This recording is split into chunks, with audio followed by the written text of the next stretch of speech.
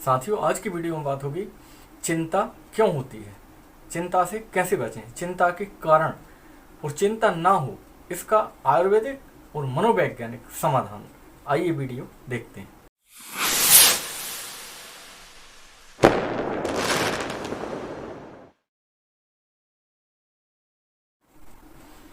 नमस्कार साथियों, मैं राकेश सिंह बक्सी आपका एक बार फिर स्वागत करता हूं अपने YouTube चैनल राकेश सिंह बक्सी पर। आज का विषय मनोविज्ञान को लेके है। मन के बारे में चिंता क्यों होती है, प्रत्येक व्यक्ति को होती है और बर हमेशा होती है चिंता।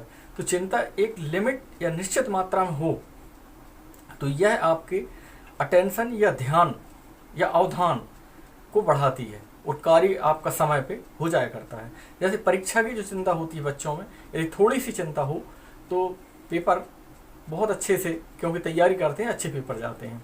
आप कहीं ट्रेन से जाना है, बस से जाना है तो समय पे आप बस स्टैंड पहुंच जाया करते हैं। या आपको कोई कार्य करना है तो उसकी आपको हल्की सी चिंता हो, दिमाग में एक अटेंशन हो तो वो समय पे काम हो जाया करता है। लेकिन यही चिंता यदि आपको बहुत अधिक होने लगे, यहाँ तक कि आपकी धड़कन बढ़ जाए, आपका काम में मन ना लगे, रुचि ना हो काम में, क्रोध आने लगे, गुस्सा आने लगे, तो वह एक मनोरोग बन जाया करता है। तो इस मनोरोग को कैसे पहचानें और इससे कैसे बचें, इस सारे विषय की आज चर्चा होगी। तो साथियों, इसके जैसे मैंने बताया कि कार्य प्रभावित होता है जब चिंता आप अधिक करते हैं। धड़कन आपकी बढ़ जाया करती है, पसीना आने लगता है और मन नहीं लगता, आपका अवधान आपका एक स्थान पे नहीं रहता।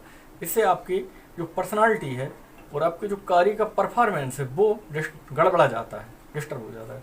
तो इसके मैंने 7 कारण या 7 बिंदु छांटे। सबसे पहला बिंदु है भविष्य को लेकर चिंता। प्रत्येक व्यक्ति की 3 प्रकार की भविष्य की चिंताएं होती हैं। पहले बच्चों की शिक्षा को लेकर, बच्चों को जो चिंता होती है वो अपने पेपर को लेकर, परीक्षाओं की। तो साथियों, मैं कहूँगा कि आप अपना 100% या बहुत अच्छा करने का प्रयास करें, लेकिन यदि उसके बाद जो परिणाम आते हैं उसको स्वीकार करने की भी आप कोशिश करें। दूसरा, रोजगार को लेके, आप परीक्षा में पास हो जाते हैं, उसके बाद रोजगार को लेके एक चिंता होती है। तो ऐसा कोई नहीं है इस दुनिया में जिसने जन्म लिया है वो भूखा सोता हो। तो इसलिए प्रयास बहुत अच्छे करें, 1 नंबर दें, लेकिन भूल कर भी उसको अपने ऊपर हावी ना होने दें, चिंता न करें। योग्यता और जो आपने कठिन परिश्रम किया है, जो लगन है, वो आपको उचित स्थान पर पहुंचा देती है, ये निश्चित है। इसलिए चिंता करने से कुछ बहुत ज़्यादा सुधार होने की गुंजाइश होती नहीं है। हाँ, उसके प्रयास जरूर आपको अच्छे से अच्छे करने चाहिए। इसके साथ ही दूसरा जो बिंदु है वो है आर्थिक चिंता। तो इस विषय में साथियों मैं कहूँगा कि जितनी चादर उतने आप पैर फैलाएं। किसी की देखा रेखी आप अपने खर्चे को न बढ़ाएं, नहीं तो आप कर्ज लेके जब कोई काम कर लेते हैं तो ये आर्थिक चिंता के रूप में आपके दिमाग पर हावी होने लगता है चुकाने के लिए। तीसरी प्रकार की जो चिंता होती है साथियों, वो होती है शरीर को लेकर चिंता। आप कुछ लोग बहुत मोटे होते हैं तो वो इस चिंता में रहते हैं कि यार मैं बहुत मोटा हो गया हूँ, मैं बहुत पतला हूँ। कुछ लोग पतले होते हैं, कुछ लोग सांवले होते हैं, कुछ लोग बहुत गोरे हो जाते हैं। तो कहीं आप जैसे भी हैं, परमात्मा की सर्वश्रेष्ठ कृति हैं। अपने आप पर आत्मविश्वास रखें, आप सुंदर हैं। बहुतों के पास तो पैर नहीं है, हाथ नहीं है, बोलने के लिए आवाज़ नहीं है। आपको परमात्मा ने बोलने, चलने, फिरने, खाने पीने सब कुछ दिया है, आप भाग्यशाली हैं। एक और है कि असत्य बोलने के बाद बात पकड़ी जाने की चिंता भी व्यक्ति को परेशान करती है। तो इसलिए कोशिश करें कि सत्य बोल दें। सत्य बोलने के बाद आपको ना ही उसमें सुधार या सफाई देने की जरूरत नहीं रहती है। एक बार आप सत्य बोल देंगे, जबकि एक बार झूठ बोलने पर 100 नए बहाने आपको बनाने पड़ते हैं और वो फिर एक चिंता का कारण भी बन जाता है। 5वां जो कारण है साथियों वो है सामाजिक दबाव। आपको बहुत से नैतिक, बहुत से अनैतिक दबाव भी समाज में झेलने पड़ते हैं। कोई क्या कहेगा, इस विषय को लेकर हम बहुत अधिक चिंतित रहते हैं। तो इसके विषय में भी आपसे कहूँगा मैं, इसमें चिंता करने की आवश्यकता नहीं है। जो जैसा है सही आप उस तरीके से अपने आप को पेश करें। अपने आप की नकली दुनिया में न ढकेलें। जितना आपका स्टेटस है।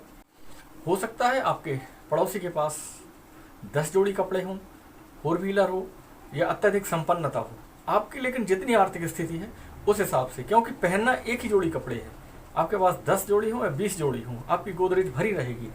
लेकिन यदि आपका मन स्वस्थ है तो आप बेहतर स्थिति में होंगे। आप 20 जोड़ी कपड़े रख के यदि आपका मन चिंताग्रस्त हो गया या मनोरोग से आप अवसाद से ग्रसित हो गए तो आपके लिए ये बहुत ही कठिन हो जाएगा। क्योंकि मैं बार बार आपसे कहता हूँ कि पैसे से बिस्तर खरीदा जा सकता है, नींद नहीं खरीदी जा सकती है। पैसे से भोजन खरीदा जा सकता है, भूख नहीं खरीदी जा सकती है। पैसे से दवा खरीदी जा सकती है, स्वास्थ्य नहीं खरीदा जा सकता है। इसलिए कभी भी आर्थिक जो हुआ है अपने ऊपर हावी ना होने दें। एक और है इसमें छठवां कारण चिंता का। कई बार अपराध बोध या कोई गलत कार्य हो जाता है तो उसमें आप स्वर्ग नरक को लेके बहुत लोग चिंतित होते हैं। तो इसमें मैं यही कहूँगा कि उसका मानसिक रूप से आप प्रायश्चित करें, परमात्मा से अपनी प्रार्थना करें कि हे भगवान, जो भी मुझसे गलती हुई है उसके लिए आप मुझे माफ़ करें, क्षमा करें। और उस जिस व्यक्ति के साथ आपने गलत कर दिया है उसको भी अंतःकरण में, मन में जब ध्यान करते हुए आप बार बार इस प्रकार से प्रायश्चित करेंगे तो उसकी भावनाएं भी आपसे बदल जाएंगी और आपकी चिंता भी खत्म हो जाएगी। कई बार बहुत से लोग 7वां जो कारण है मैंने देखा, वो फ़ोन आने से भी कई बार घबरा जाती हैं, चिंता होने लगती है कि यार पता नहीं क्या होता है। ये मेरे साथ खुद स्वयं होता है। कारण ये है कुछ अनुभवजन्य होते हैं। एक बार की बात है, हमारी मौसी माँ ख़त्म हो गई और 4 बजे रात में फ़ोन आया। और उसके बाद एक बार और घटना हुई, हमारे भानेज ख़त्म हो गए थे, उसमें 2 बजे रात में फ़ोन आया।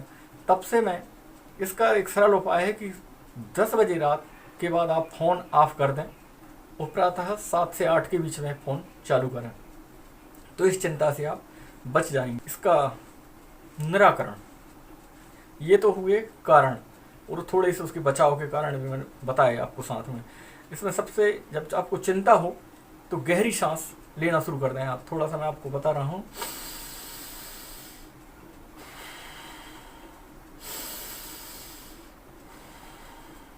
यानी आपकी सांस इतनी गहरी होना चाहिए कि आपके ये जो नाभि स्थल है उस स्थान तक आपको ऑक्सीजन भर लेनी है अपने पेट में और उसको छोड़ना है। कई बार हम इतना अधिक व्यस्त रहते हैं या चिंतित रहते हैं या कार्य को लेकर परेशान रहते हैं कि हमारी सांस भी लगभग जितनी लेनी चाहिए उससे 25% या 10% ही लेते हैं। तो इस कारण से हमारे मस्तिष्क में ऑक्सीजन या प्राणवायु की कमी होने लगती है, जिसके कारण से हमारे कार्य करने की क्षमता प्रभावित होती है और यह चिंता या मनोरोग बढ़ता जाता है। तो इसलिए बहुत गहरी सांस लें। दूसरा, थोड़ा सा बाहर घूमने निकल जाएं। तीसरा, भरोसेमंद मित्र से बात करें। चौथा, जो घटना हुई है उसको स्वीकार करें। कई बार होता है बहुत प्रियजन का विछोह हो जाता है, कुछ बड़ा लॉस हो जाता है आपके धंधे में, बिजनेस में, या कई बार नौकरी ही चली जाया करती है। तो जो हो गया उसको भूल जाने में ही भलाई है और आगे की जो रणनीति है वो ज़रूर अच्छे से बनानी चाहिए। परिवार के साथ बात करें, अपने आप का ध्यान रखें, संगीत सुनें। इस प्रकार से आप छोटी छोटी सी बातें यदि आप अपने जीवन में समावेशित करते हैं तो निश्चित तौर पे आप निश्चिंत रहेंगे और चिंता आपको नहीं सताएगी। चिंता मनोरोग का एक चीज़ और है, पंछी करे न चाकरी, अजगर करे न काम, दास मलू का जा कहें सबके दाता राम।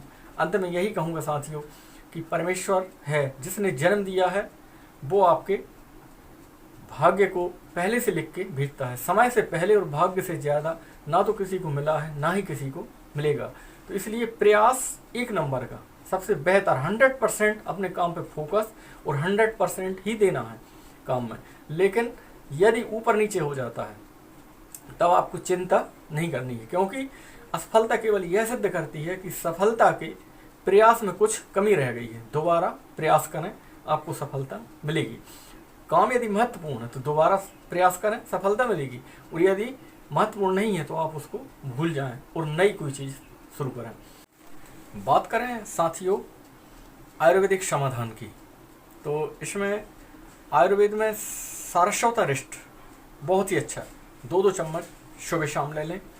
और ब्राह्मी घृत का भी आप प्रयोग कर सकते हैं। त्रिफला, रात्रि में गुनगुने जल के साथ थोड़ा सा त्रिफला लेने से भी आपको आपके इस चिंता या मनोरोग में राहत मिलेगी। उस सर्पगंधा घनवटी, ये भी आप ले सकते हैं। ये लेकिन बहुत अधिक रोग की स्थिति में ही आपको लेनी है, और योग्य चिकित्सक की देखरेख में इन दवाओं का यदि आप सेवन करते हैं तो आपको चिंता से मुक्ति मिल जाएगी। तो इन्हीं आशा और विश्वास के साथ कि आप तनाव मुक्त तो निश्चिंत एक ज़िंदगी जिएंगे, आज आपसे लेता हूँ विदा। नमस्कार।